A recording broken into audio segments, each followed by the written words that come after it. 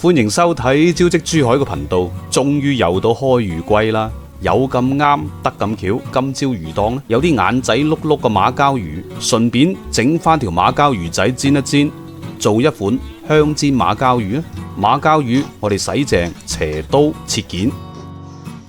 嗱，依家魚檔呢好多好新鮮唔同品種嘅魚賣噶啦，嗱，大家千祈咪走寶噃。紅葱頭同埋啲蒜頭呢，我哋改成蓉啦。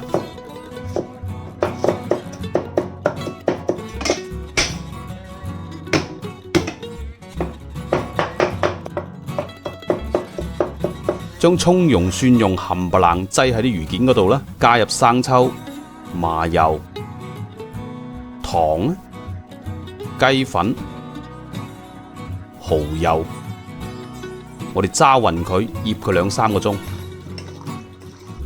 嗱，如果晚上整啊，醃到第二日再煎都得嘅。醃好之後，我哋用清水將啲葱蒜蓉粒咧沖走佢，擎乾水。嗱，最緊要落鑊之前啊，用廚房紙巾將啲水分擦乾佢啦，避免煎嗰時候爆油逼到自己啊嘛。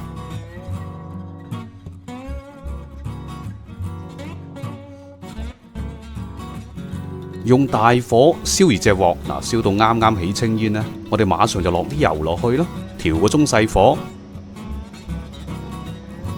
逐件將啲魚件落去。魚件落鑊咗之後，蟻咬都冇喐佢啊，煎封1-2分鐘之後再喐佢啊，咁樣表面咧就唔會黐鑊啦。嗱，其實煎魚啊冇乜秘技嘅，關鍵呢隻鑊啊燒得夠熱，魚個表面呢煎封咗。煎魚過程，我哋稍微移一移隻鑊啦，等啲魚件啊煎得勻循一啲啦。嗱，都煎好晒啦，咁啊裝盤啦，